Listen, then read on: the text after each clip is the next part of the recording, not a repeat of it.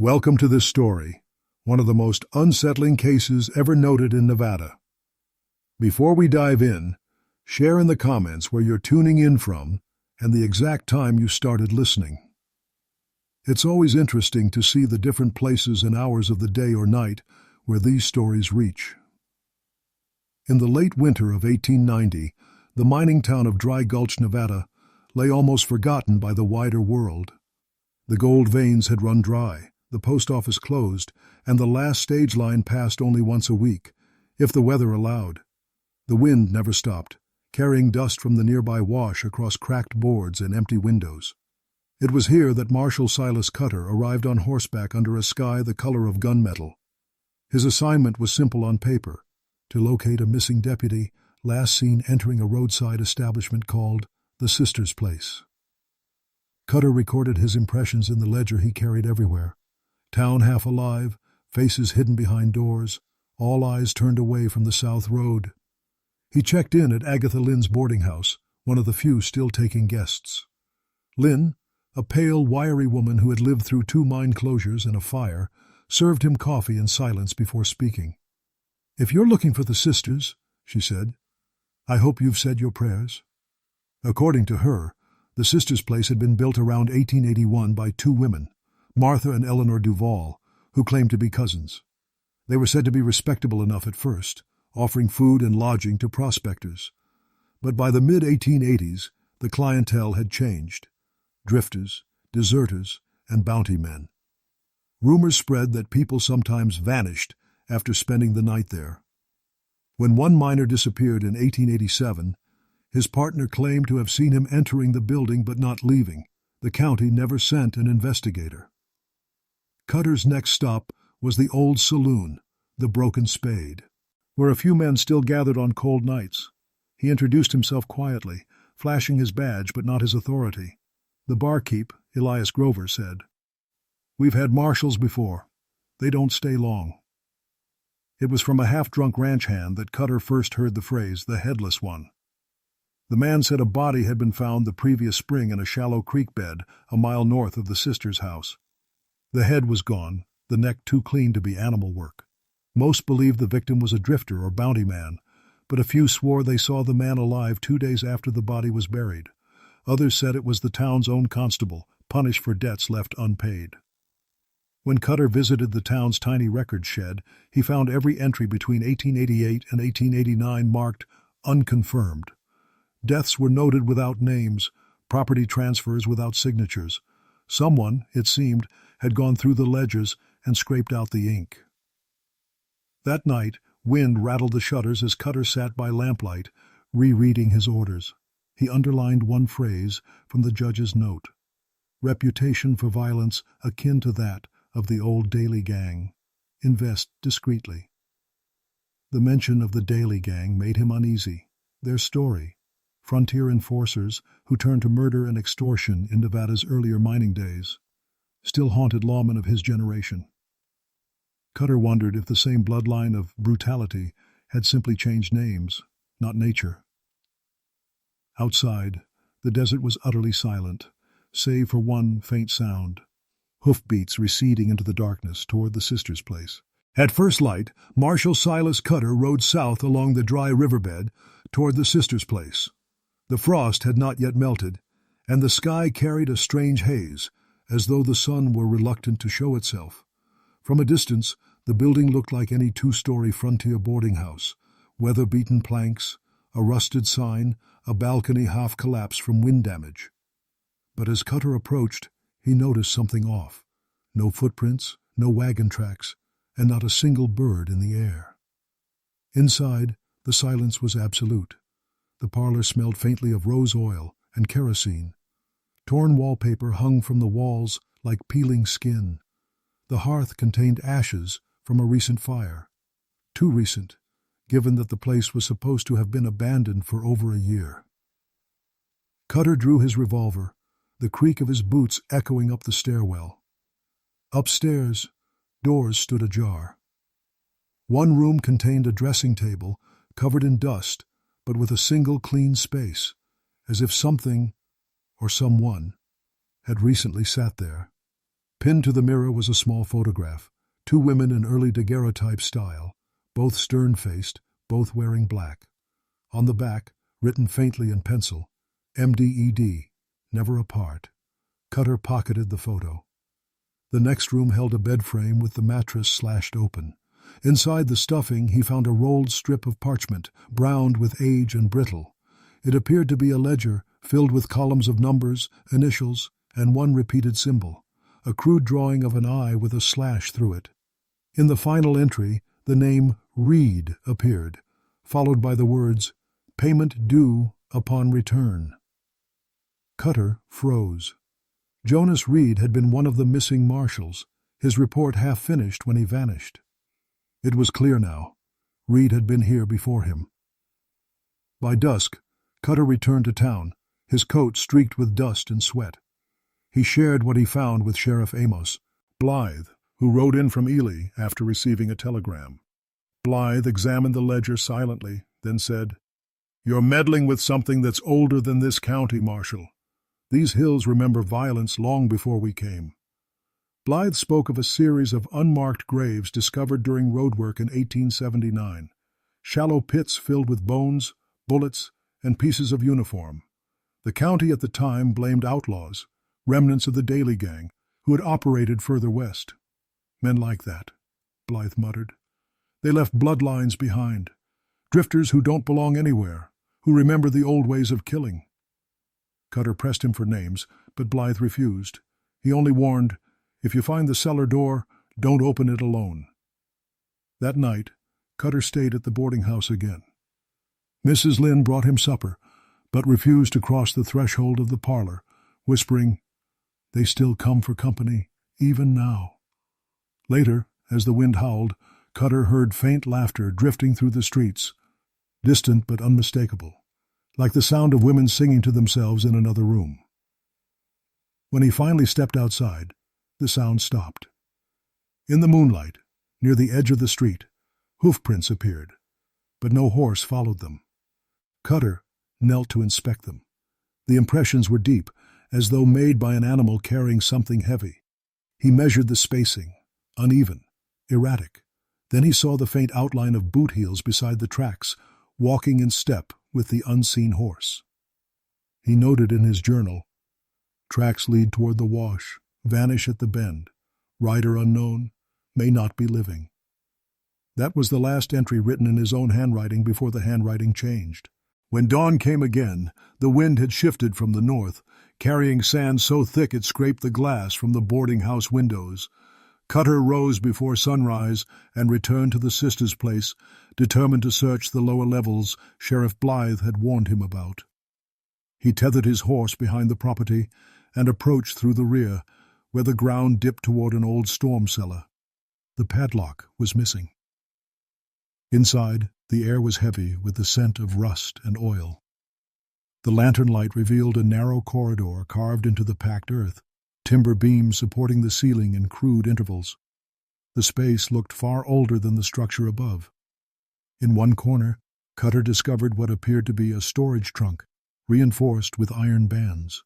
It was sealed with wax, stamped by an insignia he didn't recognize, a triangle intersected by two lines. He forced the lid open with his knife. Inside lay old fabric, torn uniform coats, buttons from a marshal's jacket, and beneath them, bones. Each piece had been carefully wrapped in linen, marked with initials. Cutter identified J.R. among them, Jonas Reed, the missing deputy. The skull, however, was absent. He wrote in his log, "Evidence of ritual preservation, deliberate, organized. Motive uncertain. Bones kept, heads removed. Why?" At the bottom of the trunk, he found a small leather-bound notebook, faintly burned along the edges. Inside were lists of visitors, including dates, payments, and brief remarks in neat handwriting. Rider from Pioche, compliant. Bounty man, excess removed. Marshal R, too curious. The final entry read, "Cutter arriving soon. Be ready. Pact renewed." For a long moment, Cutter stood frozen. His own name, written before he had ever arrived. He returned to town at once, demanding to see Sheriff Blythe again. But Blythe had already left. "Urgent matters," said Mr. Lynn. Cutter's horse was restless, refusing the reins. By midday, a sandstorm rolled in so fierce it erased the horizon. Cutter took shelter in the saloon. The barkeep, Grover, poured him coffee and asked what he'd found. When Cutter mentioned the trunk and the names, Grover went pale. "You shouldn't have opened it," he whispered. "They only rest when it's sealed. Every man who broke that seal lost his head before morning." Cutter pressed him, and Grover admitted he'd once worked for the Duval sisters. The two women, he said, didn't age like others. They had a deal, something with the old men from the West, the kind that used to ride with the Daly gang before the hangings. They said blood kept debts clear. Cutter dismissed it as folklore, but as he prepared to leave, a folded letter slid beneath the saloon door. The envelope bore no name, only a wax seal, the same triangle symbol as the trunk. Inside, a single sentence was written in ink still wet. "One must pay for the Pact, Marshal." Outside, the storm had calmed, but the desert seemed changed. Cutter could see fresh hoofprints leading away from town, the same erratic tracks from before. He followed them past the wash until they vanished near a stand of dead mesquite. There, scattered among the roots, he found a human jawbone, clean, polished, as though it had been boiled. He turned back toward Dry Gulch, unaware that someone had been watching from the ridge above. By the time Marshal Silas Cutter returned to Dry Gulch, the horizon had turned copper with sunset. The wind had died, leaving only the brittle hush of insects and shifting sand. He placed the jawbone on the table inside his rented room, lighting a single candle to examine it. The bone was smooth, too smooth, like it had been handled often. Near the hinge was a faint engraving, barely visible, the same triangular symbol intersected by two lines.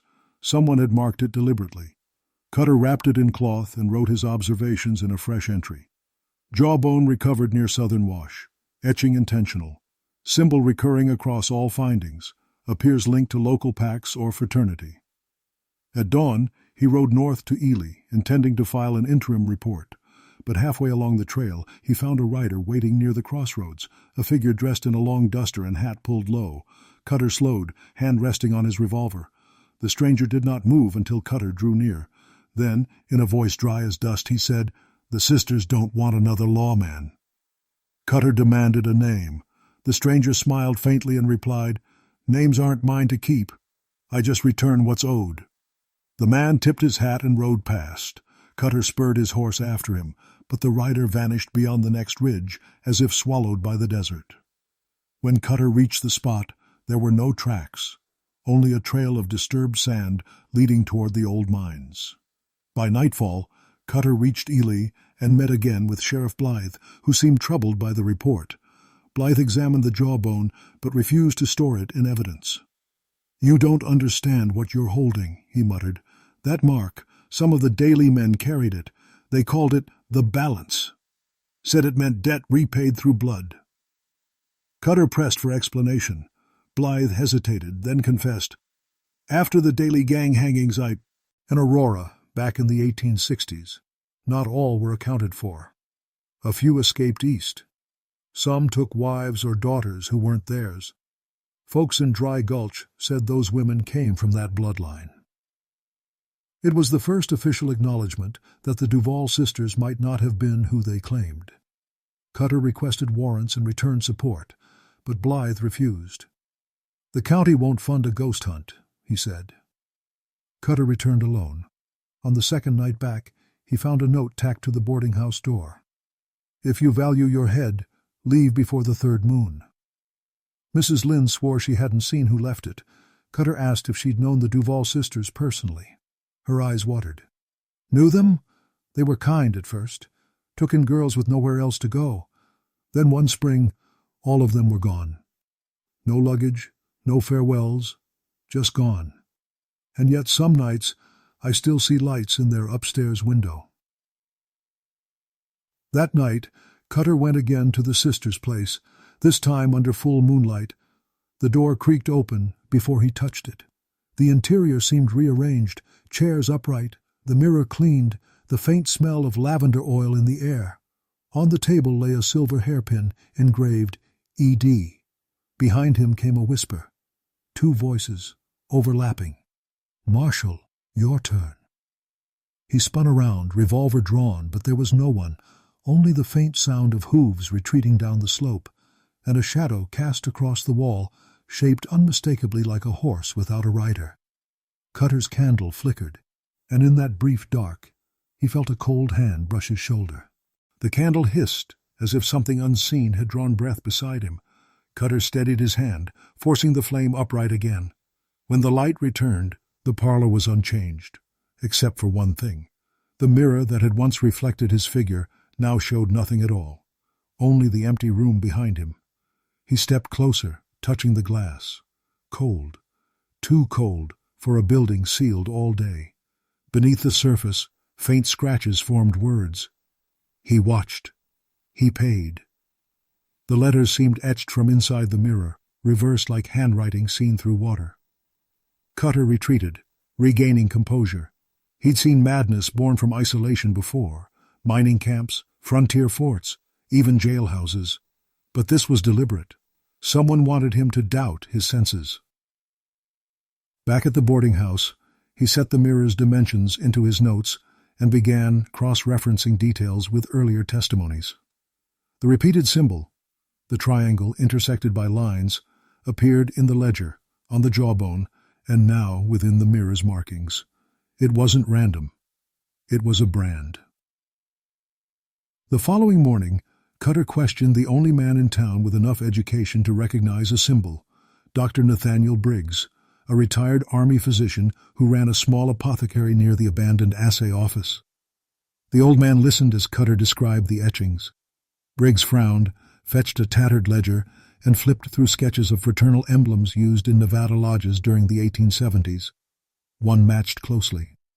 "That design," Briggs said, "was used by a miners' benevolent order, claimed to ensure fair distribution of gold and property, but some chapters took darker oaths. They called it the balance of flesh. If one member cheated another, the body would pay the debt." Cutter closed his notebook slowly. "And where were these lodges based?" "Near Aurora. Before the Daily Gang days," Briggs said, rubbing his eyes. "When the gang was hanged, a few symbols were recovered from their hideouts. The papers said it was superstition, but men vanish when superstition is convenient." That evening, Cutter decided to ride toward the abandoned mine shafts 2 miles east, where he'd lost the mysterious rider days before. The air there felt wrong, still and sour, like old blood. He found an entrance half buried under collapsed timbers, the opening black and quiet as a wound. Inside, he found scattered tools, a pickaxe stamped Duval, and another ledger, this one waterproofed with wax. The pages recorded deliveries, lamp oil, whiskey, and something else labeled only Tribute. Dates ran until 1889. The final page was a crude diagram, a cellar floor plan with 3 circles marked in chalk. The lowest circle bore a single word, Marshal. When he returned to town that night, Cutter's horse refused to cross the bridge. He dismounted, walking the last stretch on foot. The moment he stepped off the planks, a figure appeared in the street ahead, tall, wearing a marshal's coat, face hidden in shadow. The man's neck ended abruptly at the collar, where the skin looked blackened, scorched. The figure raised its hand and pointed toward the sister's place. Then, without sound, it stepped backward into the dark and was gone. Cutter dropped to his knees, clutching his badge, whispering, "Reed?" No answer. Only the faint rattle of reins somewhere behind him. He turned, expecting his horse, but saw nothing except the half-buried jawbone lying once again in the dust, exactly where he had left it miles away. Marshal Silas Cutter barely slept that night. The wind rattled the shutters like bones in a box, and every creak of the floor made him reach for his revolver. Before dawn, he packed his satchel, slipped the jawbone inside a handkerchief, and left Mrs. Lynn's boarding house without a word. He rode toward the old telegraph post, hoping to send word to Eli for reinforcements. But when he reached the pole line, the wires had been cut clean, every strand severed, hanging like dead vines. He dismounted, scanning the horizon. There were no prints but his own, yet pinned to the wooden post with a rusted knife was a folded piece of paper, torn from his own journal. Across it, written in ink the color of dried blood, "You are the balance now." He turned, pistol drawn, but the desert was empty. By noon, Cutter had returned to the Duval property. He tethered his horse to the porch and entered through the side, heading straight for the cellar. The door resisted, as if someone were holding it from below. When it finally gave way, a gush of cold air rose from the darkness. His lantern illuminated the staircase, and below he saw what looked like a network of tunnels, older than any structure above them. Inside the first chamber, the walls bore symbols carved in soot, the triangle intersected by lines, and below it faint initials, MD and ED. In the center stood a wooden table warped by damp and years. Upon it rested a small bundle wrapped in cloth. Cutter unwrapped it carefully. Inside were 6 silver coins, blackened on one side, and a 7th made of gold. Each had an engraving around the edge. Blood repays. In the far corner, a narrow door led to a smaller room. Cutter entered with his lantern held high, and froze. Against the wall were 3 chairs, each facing forward, each holding a mannequin-like figure dressed in decaying fabric. The first wore a marshal's coat, D. His second, a woman's dress. The third, only a shroud. Around each neck hung a tag labeled Debtor. He examined the coat on the first mannequin and found a badge still pinned to it. The initials JR scratched faintly into the metal. He touched the tag beneath it. The paper crumbled, revealing a new layer beneath. Silas Cutter. His hand trembled. The lantern flickered. Somewhere deeper in the tunnels came the echo of footsteps, slow, deliberate. Cutter extinguished the flame, crouching in the dark. The steps continued until they stopped just beyond the doorway. Then, in the absolute silence, a woman's voice whispered, "The Pact renews with the living." A sudden gust blew through, knocking the lantern from his grip. Sparks flared, catching on old linen, and the chamber filled with choking smoke. Cutter stumbled upward, dragging himself out into the pale afternoon light as the cellar below erupted in flame. From the ridge he watched as the sisters' place burned. The roof collapsed inward, sending up a column of black smoke that twisted like a living thing. He waited for someone to emerge. No one did. When the flames died, the cellar remained intact. From its mouth rose the faint cry of a horse, distant and mournful. Cutter wrote one last entry that night. Fire cannot destroy what was born in debt, returning to Eli at first light. But the next morning his horse was found wandering the wash alone, saddle torn, bridle cut, and no rider. 2 days later, the sheriff's deputy from Ely, James Hollard, arrived in Dry Gulch after receiving word that Cutter's horse had returned riderless. Hollard was young, broad-shouldered, and still naive enough to believe law and order could survive this far from the railroad. The horse's reins were slick with soot, the saddlebag half-burned. Inside, they found Cutter's notebook, scorched but legible. Hollard read the final entry aloud to Blythe at the Ely courthouse. Fire cannot destroy what was born in debt, returning to Ely at first light. Blythe sighed, tapping ash from his cigar. That fool went too deep. If he'd seen what I saw back in Aurora, he'd have never gone alone. Hollard asked what he meant, but Blythe only muttered, "The Daily men weren't the last to hang."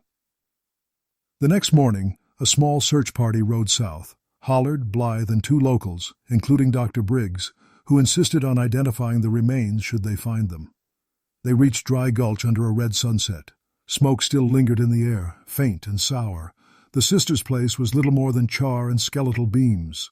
Blythe ordered them to dig where the cellar had been. After 3 feet of ash and stone, they struck timber, then earth. Beneath it, they uncovered a vault, a hollow chamber lined with brick older than the house itself. Inside were 2 intact chairs, blackened but upright, and 1 empty space where a third had stood. On the floor lay a marshal's badge, half melted, the initials SC etched faintly on the back. Hollard removed his hat. Briggs examined the badge, shaking his head. "This isn't melted from heat," he said. "It's etched by acid." At the rear of the vault, a second door led into a smaller passage where the bricks shifted toward natural stone. They followed the tunnel 20 yards before reaching a narrow fissure that opened into an underground chamber.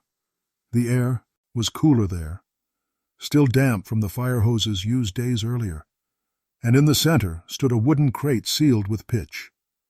Hollard pried the lid open. Inside were bones, human, organized neatly, like a medical display.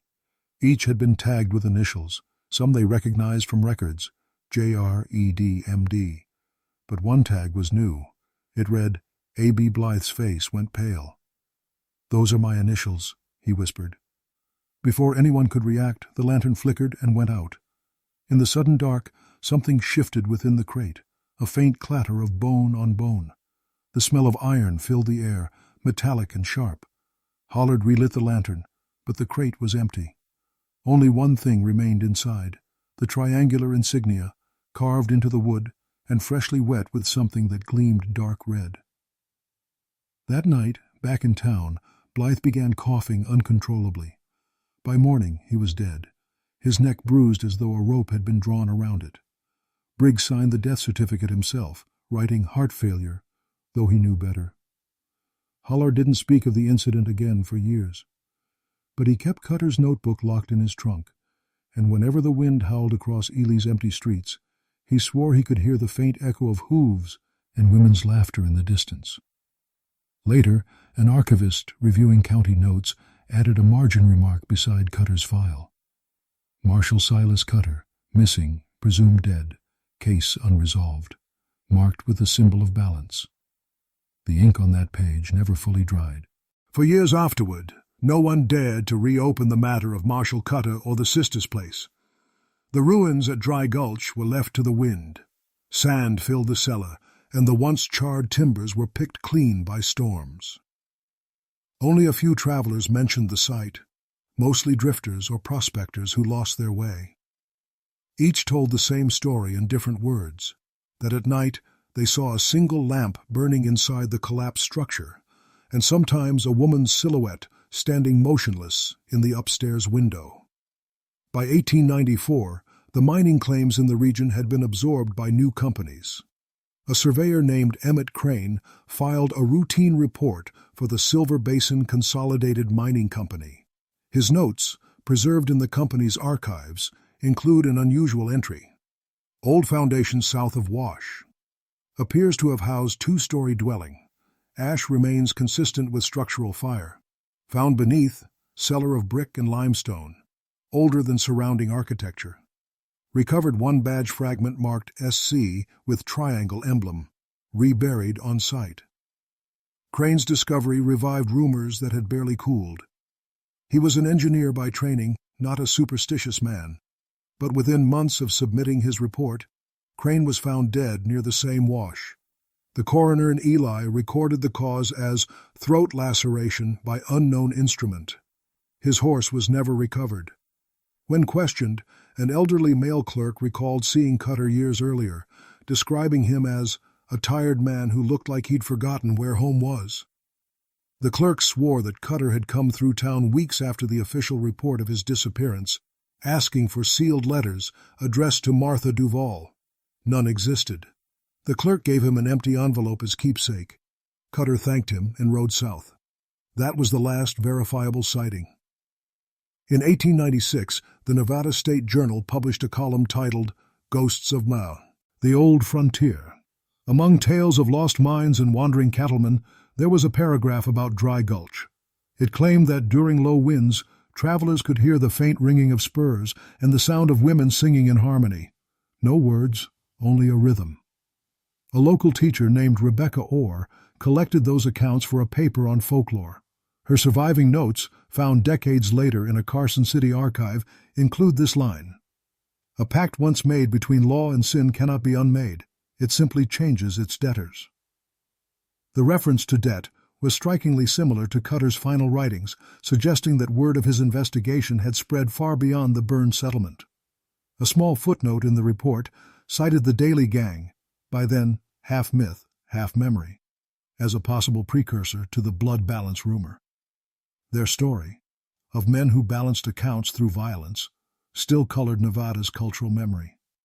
Even without proof, the idea lingered, justice paid for in flesh.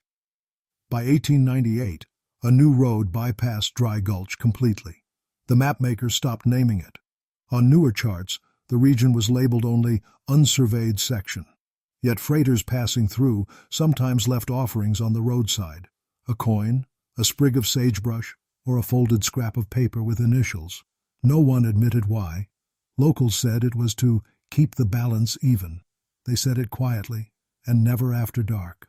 In the early spring of 1901, Dry Gulch flickered briefly back into official record. The Nevada State Constabulary sent 2 officers to investigate reports of vandalism at the abandoned mining claims. The younger officer, Edward Kell, kept a small diary during the expedition, a habit inherited from his father, who had once ridden with the Ely sheriffs. His notes were factual until they reached the entry for March 12th. Ruins as described, boards near collapse. Found evidence of campfire within cellar foundation, ashes fresh. Human footprints, small, likely female. One print of boot heel, larger, deeper. Marshal's issue. Heard faint neighing at distance, no horses in sight. The senior officer dismissed it as nerves. They left a marker on the site and returned to Ely, filing their report without incident. But within a week, Kell disappeared. His tent at the outpost remained undisturbed, bed neatly made, boots missing. In his trunk, folded beneath a spare uniform, the captain found Cutter's photograph of the Duval sisters, the same daguerreotype once logged as evidence and presumed lost in the fire. By 1902, a formal inquiry began under Deputy Superintendent Charles Mencken, who prided himself on rational explanations. He reviewed prior files, including Cutter's burn journal, the Daily Gang's historical notes, and Dr. Briggs's affidavit. Mencken's marginalia reveal frustration more than fear. In one passage he wrote, "Legends persist because no one corrects them. If these stories had truth, there'd be graves. But there are none." On June 4th, Mencken personally traveled to Dry Gulch to oversee a controlled excavation. He brought 6 men, 2 wagons, and a county recorder. By dusk, they had cleared the upper ruins entirely. Beneath they found the brick cellar floor, cracked but intact. Mencken noted the structure's unusual symmetry, 3 circular patterns formed by black sill.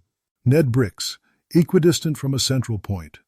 Within each ring were small indentations like sockets. That evening, as the sun set, one laborer named Paul Hennings insisted he saw something glinting in the dust, a coin. Mencken brushed the spot with his glove and retrieved a silver piece engraved with faint letters, "Blood repays." They logged it as Exhibit C. During the night, the recorder, an older man named Wyatt, claimed he awoke to whispering below the camp. He wrote that he saw 2 women standing near the excavation pit, their faces pale in moonlight, wearing long, torn dresses. When he called out, they turned toward him, but their eyes reflected nothing. At dawn, Wyatt was gone. Mencken found his boots neatly placed beside the trench, the soles still warm. His notebook, however, remained. The last line, written in unsteady script, read, "Balance kept." The team abandoned the site, sealing the cellar again with loose stone. Mencken's final report dismissed all supernatural claims, but contained one curious footnote. Presence of recurring triangle emblem across artifacts suggests fraternal activity predating settlement. Recommend site remain undisturbed. In the archives of the Nevada Historical Bureau, Mencken's report still carries a faint brown stain across the last page, shaped like a human fingerprint. Analysts later confirmed it was not ink. That year, a strong storm erased what remained of Dry Gulch. Maps afterward show only a flat, featureless stretch of sand, but travelers crossing the basin after sundown still claim to hear distant hooves, sometimes 1, sometimes 2, keeping a slow, steady rhythm that matched the pulse of their own hearts. And when they reached the far side of the wash, they would find a single silver coin pressed into the dirt, its surface too clean for a place so long forgotten. By the time the 20th century began to close in around Nevada's old frontier, The events of Dry Gulch had almost vanished from collective memory. The mining towns had either dried up or turned into way stations for travelers heading farther west. Yet in 1906, the case returned quietly through an unexpected channel. An article published in the Carson City Medical Examiner, written by none other than Dr. Nathaniel Briggs, now retired and nearly blind. The paper, titled Pathological Superstitions of the Western Frontier, mentioned the Cutter investigation only briefly, citing it as a psychological contagion born of debt and guilt. Briggs described several Nevada towns plagued by balance rituals, a belief that wrongdoings could be righted only when equal suffering was inflicted. He cited examples of men who had offered their own blood to avoid vengeance. One footnote, however, caught later historians' attention. At Dry Gulch, I observed what appeared to be deliberate removal of heads, not for trophies, but to erase identity. In such belief systems, a man's debt cannot be called if his face no longer bears witness. Briggs's colleagues dismissed it as metaphor, but among his private correspondence, letters preserved by his nephew, one passage stands out. The bones found in that cellar did not belong to one generation. Some were newer than Cutter's day. Someone or something continued to pay. That same year, a traveling photographer named Samuel Greaves passed through eastern Nevada, documenting derelict mining camps. One of his glass plates, discovered decades later, bears an image labeled only Old Sisters Boarding House, Nevada, 1906. The photograph shows a slanted frame of burnt timber against a gray sky. Yet closer inspection, under magnification, reveals two faint figures standing in the doorway. Silhouettes of women in dark dresses. Their faces, blur, and beyond recognition, seem to stare directly into the camera. When the image was first displayed at a Reno exhibition in 1910, viewers reported feeling uneasy, some claiming the figures appeared to move between showings. The curator removed it after only 3 days. Meanwhile, state records show that the Cutter case file was transferred to the Department of Interior's Unresolved Incidents Ledger, not for criminal purposes, but under land title irregularities. The note beside it read, "Plot reverts to federal ownership following loss of deed holders. Duval family. No surviving kin located." This administrative erasure suited everyone, but the local papers wouldn't let the story die. One editorial in the Ely Courier speculated that Cutter had uncovered a buried smuggling network, using the blood pact as disguise. Another, published anonymously, argued the opposite, that Cutter himself had succumbed to frontier madness and committed the very crimes he sought to expose. Neither theory explained the repeated symbol of the triangle intersected by 2 lines, which by then had appeared carved into 3 other desert properties, all long abandoned. By 1912, the Nevada legislature passed a Land Reclamation Act that officially erased Dry Gulch from maps altogether. The property's coordinates were folded into a wider district called Aurora Basin, unclaimed. But train conductors passing through the area often refused to blow their whistles after dusk. They said it brought the lawman without a head, and some passengers, peering from their windows across the moonlit sand, claimed they saw a rider pacing the train at equal speed, never ahead, never behind, keeping perfect balance until the track curved away. In the years that followed, silence covered Dry Gulch like another layer of dust. The state grew, railroads stretched farther west, and the frontier spirit that had once burned through the Nevada deserts dimmed into memory. Yet the legend of the Headless Lawman lingered in whispers, a story told by firelight among railroad men, sheriffs, and surveyors who swore they had heard something out there on quiet nights. In 1914, an archivist for the Ely Courthouse, Clara Winfield, began cataloging long-neglected county files. Among water-damaged folders, she found a sealed envelope labeled Cutter, Silas, Recovered Materials. Inside was a half-burned badge, a scrap of leather, and a page written in Cutter's recognizable handwriting. The ink was faint, but legible. They traded justice for debt. Every oath must balance, even if the weight shifts to the living. Winfield noted the discovery in her log but omitted it from the public record, uneasy with its tone. Later, she confided in a colleague, saying the paper smelled faintly of smoke and lavender, though it had been sealed for 20 years. That same season, a prospector named Jonah Kell, the younger brother of the constable who vanished a decade earlier, registered a claim 5 miles south of the old Dry Gulch site. He built a small shack, dug exploratory trenches, and sent letters home describing the solitude. In one letter dated September 3rd, he wrote, "Sometimes after sundown I hear horses moving along the ridge. No prints in the morning, only the sound, and sometimes a woman's voice humming like a hymn without words." 2 weeks later, a mail driver found Kell's claim abandoned. Inside his shack, a half-eaten meal sat on the table, and his journal was open to a final entry. Balance called. The lawman rides again. No body was ever recovered. By 1918, local ranchers avoided the basin entirely. The U.S. Geological Survey briefly attempted to chart the area, but the assigned surveyor, Frank Halstead, refused to camp overnight after hearing hoofbeats that stopped when I stopped. His final map draft omitted the region altogether, labeling it only sand and ruin. Meanwhile, in Carson City, Dr. Briggs died in his sleep at age 87. Among his personal effects was a sealed tin box containing several items: a triangle-etched coin, a lock of reddish hair, and a photograph of a man in a marshal's coat with the face scratched away. On the back, written in Briggs's shaky script, "To the end, they remain sisters, and he, their debt." The box was never claimed by family and was quietly placed in the State Museum archives, where it remains unlisted. In that same year, a Reno journalist, Hiram Lowe, published a serialized feature called The Bordello Blood Pact.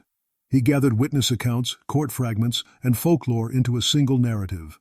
It sold well enough to fund a small printing, though most copies disappeared quickly. The few surviving pages describe Cutter not as a hero, but as a man trapped between law and legend, paying a debt that was not his own. Lowe ended his story with an odd statement. If there is justice west of the Sierra, it still rides headless, blind to whom it collects from. And with that, the tale slipped once again into obscurity. But on certain nights, the telegraph wires along the old Ely route still hummed faintly, though no current passed through them. Locals said it wasn't wind. They said it was him, sending a message no one dared answer. By 1920, Nevada was shifting into a new century. Automobiles replaced horses, mining faded, and the frontier had become a ghost of itself. But the older generation hadn't forgotten. In the saloons of Ely, stories still circulated about the Duval sisters and the lawman who wouldn't stay buried. Many dismissed them as miners' tales, until a government surveyor named Walter Miles stumbled across something that forced the legend back into daylight. Miles had been sent by the U.S. Land Office to verify abandoned mining patents along the Aurora Basin route. On May 11th, while camping near a dried creek bed, he uncovered what he believed to be an old military lockbox half buried under loose shale. The box was warped by moisture but still sealed. Inside were 4 items: a corroded revolver, a torn journal page signed S. Cutter, a folded map of White Pine County, and a single silver coin engraved "Blood Repays." The revolver's barrel was engraved with an unfamiliar mark, a triangle intersected by 2 lines.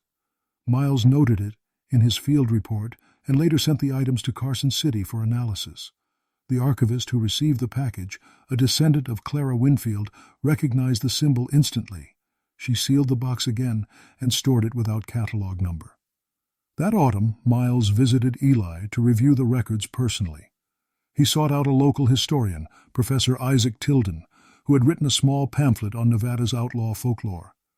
Tilden listened as Miles described the discovery and laughed quietly. "You've dug up the balance again," he said. "Best let the debt lie."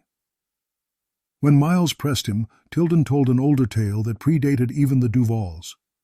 According to territorial gossip, before the Daly Gang terrorized Aurora, a sect of miners and vigilantes had sworn oaths over blood coins to balance profit and punishment.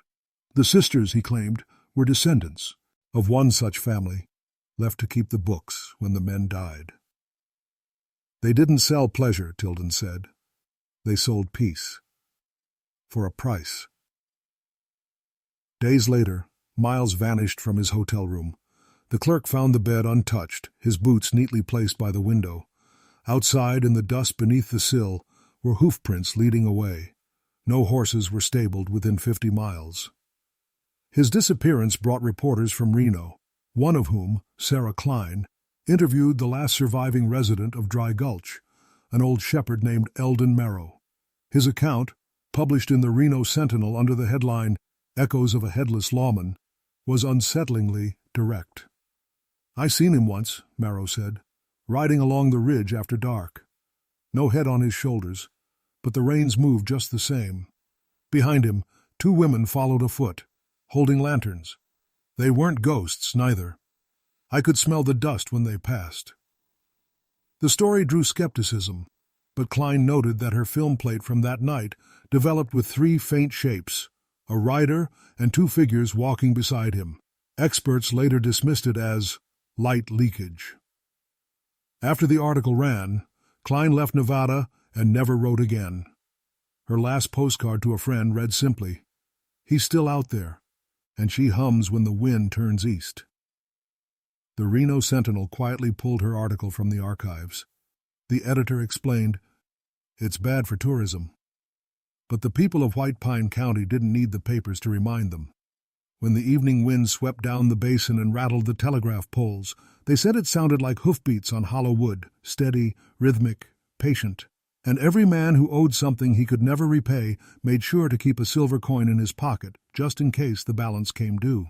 By 1923, the official archives of Nevada had become a maze of incomplete files, fire-damaged records, mislabeled maps, testimonies written in fading ink. Among them, a young clerk named Arthur Haynes stumbled on Cutter's case while compiling an index of unsolved frontier incidents.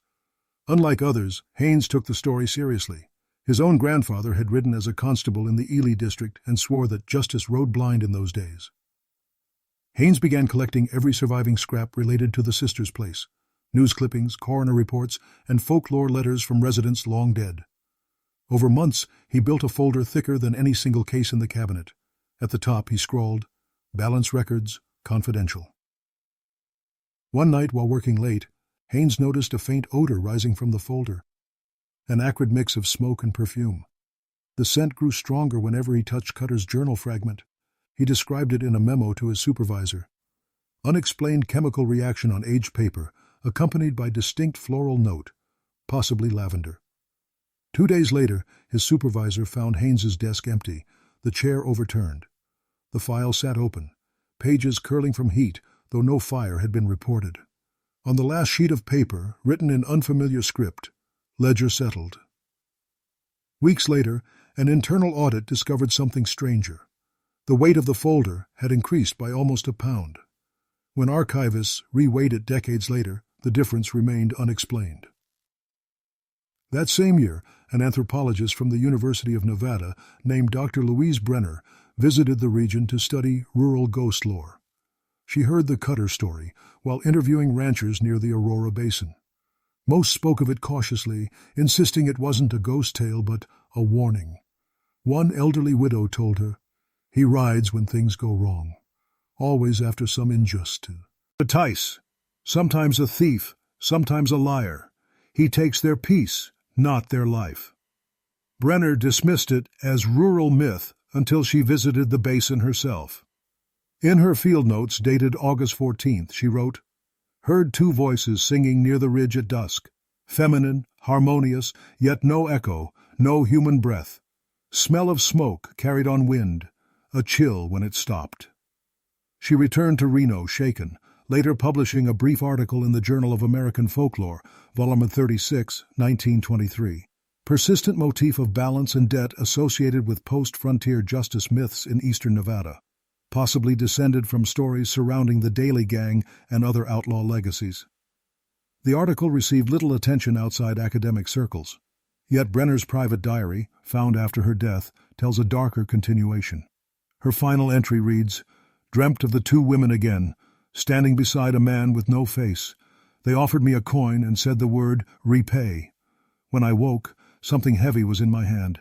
Nothing visible, but the bed sagged." The diary page ended there, unfinished. Around the same time, the Ely courthouse clerk, by then a new hire, unaware of Haynes's disappearance, found Cutter's badge fragment refiled under a different category: religious relics. No one admitted moving it. That winter, a minor tremor struck Aurora Basin, exposing part of the old road to Dry Gulch. A passing freight driver later swore he saw lamplight flickering along that route, followed by the outline of a horse moving without sound, its rider upright but faceless against the storm. And behind it, two faint glows, like lanterns held by unseen hands, keeping perfect pace. By 1925, Aurora Basin had become a wasteland of relics and rumors. The few who ventured there, geologists, surveyors, or government contractors, came back changed, speaking little, their eyes sunken as though they'd seen something that stripped color from the world. It was during one of these expeditions that the Cutter legend reawakened in official memory. The Western Reclamation Bureau, led by engineer Philip Cord, began planning a dam project near the Dry Gulch Valley. Cord was a pragmatic man, trained in San Francisco, proud of dismissing superstition. His notes were meticulous until the second week of the survey. In an entry dated October 18, 1925, he wrote, "Found substructure beneath projected basin, brickwork in triangular pattern, unlike local methods. Central vault inaccessible, possible mining remnants. Locals refused to dig further." The crew foreman, Earl Tanner, later testified that several men quit that day, claiming they'd uncovered a room built for the dead. When pressed, one worker said, "We heard voices below, women counting." Tanner laughed at the time but admitted that when they cleared the next section, the ground gave off warmth, as if something burned beneath. Cord, determined to finish his inspection, entered the excavation pit himself that evening. His assistant, Henry Blakely, remained topside, recording sketches by lamplight. Blakely's final note reads, "Cord shouted up that he'd found steps leading lower. Then silence, lantern light dimmed. Heard hoofbeats far off, not echoing from our horses." Cord never came back up. His body was discovered 2 days later at the bottom of the trench, unmarked except for a single bruise across his throat and a triangle carved into the soil beside him. His pocket notebook was missing, but his spectacles were found neatly folded beside his hat. The Bureau closed the project, citing unstable terrain. Anner left Nevada entirely. Blakely stayed long enough to file the official report, which included one paragraph later redacted from public copies. Upon exhumation, subject's eyes open, expression calm. Soil beneath body shows evidence of heat, no fire present. Nearby rock, blackened in shape of hoofprint. The file was sealed under industrial accident. That winter, snow fell early across the basin, burying the pit under drifts. Locals said the storm lasted 9 days, and when it cleared, the excavation site had vanished, as if swallowed. In Reno, a journalist unearthed fragments of Cutter's name in the Bureau's paperwork and tried to revive the story in print. But editors refused. "We don't print ghost stories in financial columns," they said. The journalist mailed his draft to a friend in Carson City, adding a note, "The balance isn't done yet. The sisters are keeping count." The letter arrived, but the envelope was empty. Months later, hikers near the old Ely Trail reported a strange sight, a silver coin lying on the snow, untouched by rust. Around it, 3 faint impressions shaped like footprints, but too small to belong to men. That spring thaw revealed no bodies, no tools, nothing left of the Bureau's attempt except a single cracked surveyor's pole, engraved faintly with initials. SC. No one could explain how a century-old mark found its way onto modern steel. And though the Bureau closed the file, the people of Ely whispered that the rider had been seen again, moving along the frozen ridges at dusk, where no horse could travel. By the late 1920s, the Cutter file had become more myth than record. Younger deputies called it the ghost case, an inside joke among lawmen who didn't believe in curses but still refused to ride the Aurora route after sundown. Yet a handful of older men, those who had served under Sheriff Blythe, kept a quiet respect for the story. They knew how many names tied to it had vanished without trace. In 1927, a researcher named Helen Moraine from the University of California arrived in Ely to compile an oral history project about vanishing frontier settlements. She was 32, bright, and skeptical of superstition, describing herself as a scientist among storytellers. Her notebooks, however, tell a different story by the end. She began interviewing ranchers, widows, and retired miners about Dry Gulch. Most offered fragments: burned houses, missing lawmen, the sisters' place. But one old rancher, named Gideon Pratt, told her something new. He said the sisters hadn't died in the fire. They had passed the dead on. They weren't spirits, Pratt said. They were keepers. They made a deal when their men were hanged with the Daly gang.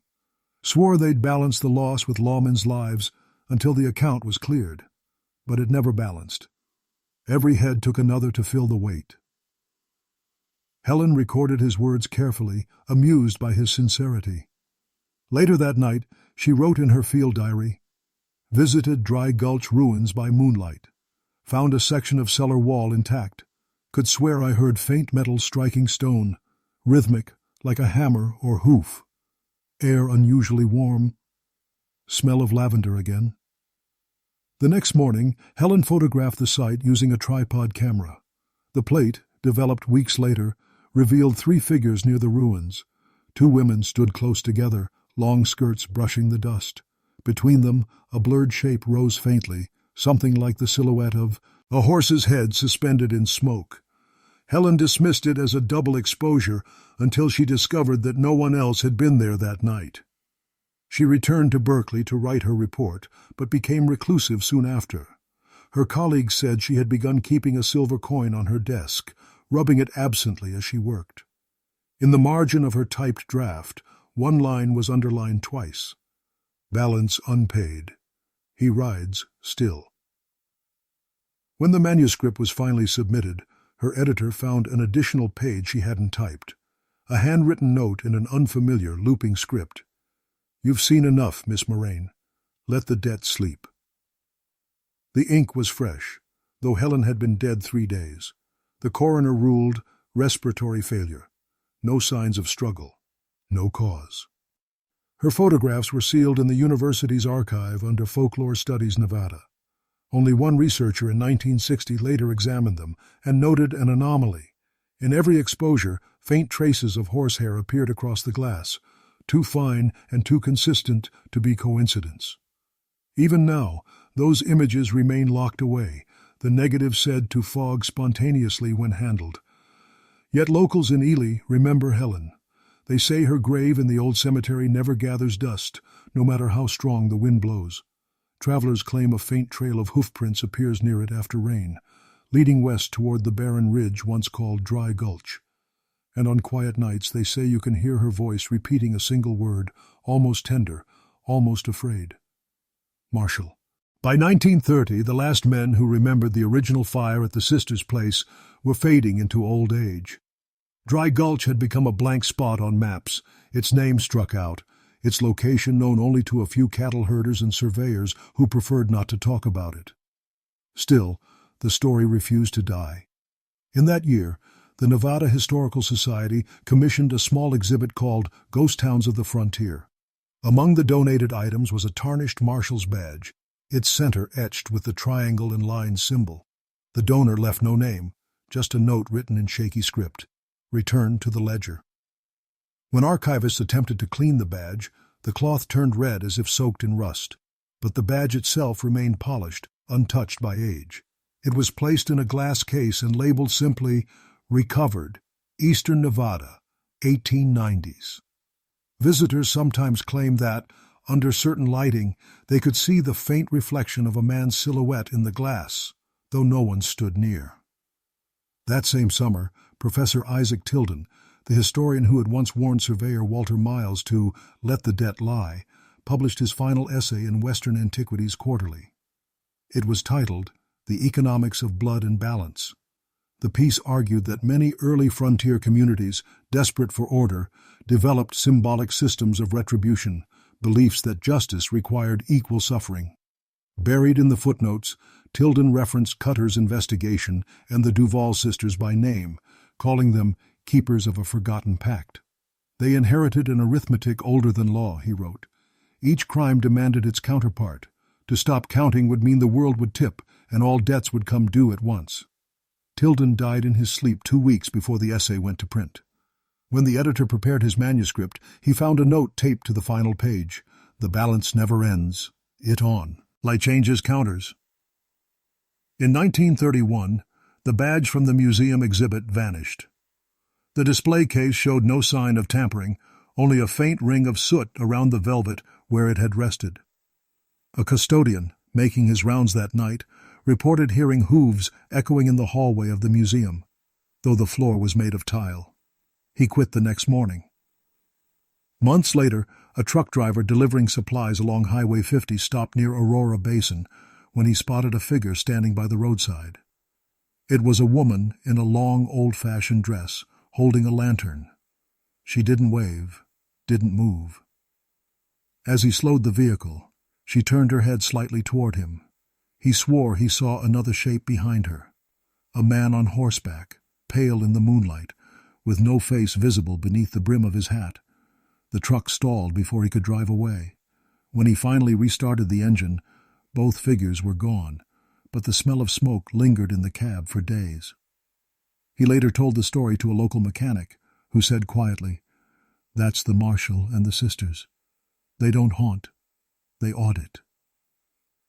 The phrase caught on among Eli's night patrolmen, passed in whispers whenever the wind rose. Keep your accounts clean, or the auditors will ride. By winter, another snowstorm buried the old trail once more, sealing the pass beneath drifts of white silence. Yet beneath that calm, something restless endured, a memory that refused to balance. And as the decade turned, travelers along that desolate road still spoke of seeing a flicker of light moving in the distance, 2 lanterns pacing beside a riderless horse. No one ever followed them long enough to see where they led. By 1934, the Great Depression had gripped the state, and the old stories of Dry Gulch returned as a form of grim comfort around campfires and rail yards. The tale of the Headless Lawman wasn't told as a ghost story anymore. It had become a lesson.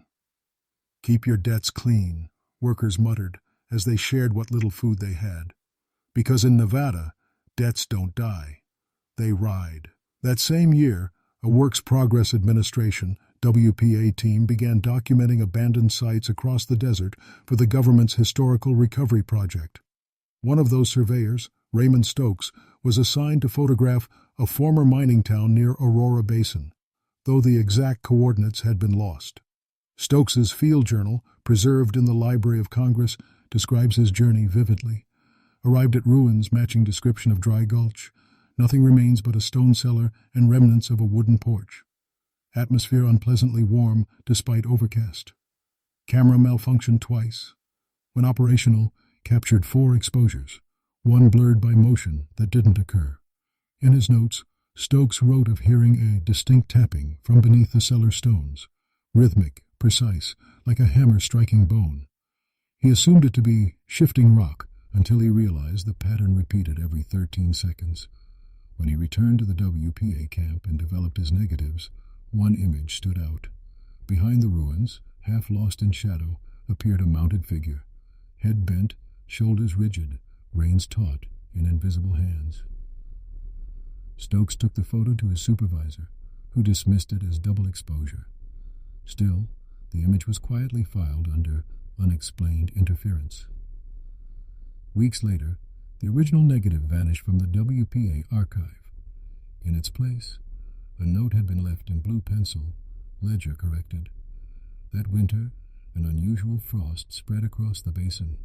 Locals said they found perfect circles of A. She formed overnight, 3, always evenly spaced, identical to the pattern of bricks described in Cutter's original report 44 years earlier. No snow fell elsewhere in the county. Meanwhile, a Carson City librarian named Eliza Carmody uncovered letters exchanged between Dr. Louise Brenner and the late Professor Tilden. In one, Brenner had written, "The sisters believed death was only a delay. Balance can wait decades." The lawman, too, became a bookkeeper, taking what was owed. Carmody published a brief essay in a folklore journal that same year, connecting Dry Gulch's story to a broader cultural phenomenon: the persistence of frontier justice myths as collective guilt. Yet, in her personal diary, never published, she wrote something less academic. Received anonymous envelope today. Contained a silver coin. One side clean, the other blackened. Smelled faintly of lavender. She never mentioned the matter again. By the end of 1935, the federal reclamation project planned for Aurora Basin was permanently canceled. Engineers refused to build near the site, citing unpredictable soil behavior. But among themselves, they admitted something stranger: that every measuring chain brought to the basin returned shorter than when it entered, as though the land itself refused to balance its own numbers. That spring, a Reno newspaper ran a single-column obituary for an unidentified lawman circa 1890, after hikers found a rusted revolver and bone fragments near the old telegraph line. Authorities buried them quietly under a marker that read only, "Balance paid." On nights when the wind rolled down from the basin, those who passed the grave said they heard horses pacing the edge of the road, and a low woman's voice counting, slow, patient, deliberate. The winter of 1936 was harsh across eastern Nevada. Winds scoured the valleys clean of snow, leaving the desert pale and dry as parchment. That same year, the State Highway Commission began grading the old stage route toward Aurora Basin, unknowingly cutting straight through what had once been Dry Gulch. The bulldozers unearthed brick fragments, glass, and pieces of charred timber. The foreman, Harlan Pierce, made a brief note in his log: "Found remains of early settlement. Site unstable. Recommend reroute." That night, Pierce stayed in his trailer near the work site to oversee refueling. In his final radio message, logged at 10:43 p.m., he told his dispatcher he could hear hoofbeats somewhere beyond the ridge. When the morning crew arrived, his trailer door was open, coffee still warm, and his boots placed neatly at the threshold. The dirt outside showed one set of hoofprints, beginning and ending in the same place. After Pierce's disappearance, work halted. The new road diverted north, leaving the basin untouched, the land again reclaiming its silence. For the next decade, only drifters and historians mentioned the name Dry Gulch, and even then, only in half-remembered sentences. In 1939, a traveling preacher named Reverend Cole passed through Ely, collecting local testimonies for a sermon series called God and the Forgotten. When asked about the story of the Headless Lawman, he smiled strangely and said, "It isn't a ghost you fear, friends. It's a book still open. The sisters keep the pages. The lawman holds the pen." That Easter, Reverend Cole vanished en route to Carson City. His horse was found grazing miles from town, reins dragging, a folded silver coin tucked into its saddle strap. By 1940, the U.S. Census listed Aurora Basin as uninhabited territory.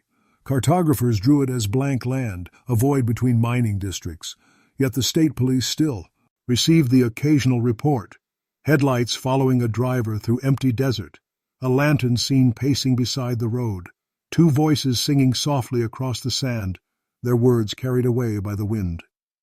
Decades later, when historians reopened the Cutter file, they found one last fragment of a letter, unsigned but written in steady, formal script. Debt does not vanish when the debtor dies. The count continues through those who remember, and every few decades, when balance tips, the law rides again. No one knows who wrote it. The paper was dated April 14, 1890, the same week Silas Cutter first rode into Dry Gulch. The ruins today are gone, buried beneath wind-blown grit and time. Travelers who cross that stretch of Nevada rarely notice anything but horizon and silence. Yet some claim that when the sun sinks low and the light turns the sand the color of old copper, the air carries the faint jingle of spurs and the whisper of a woman's voice saying, "Marshal, your turn." And if you pause too long, they say you might see movement on the ridge. A rider without a head, pacing two lanterns that never burn out, moving endlessly in perfect rhythm. The land is quiet now, but the balance never sleeps.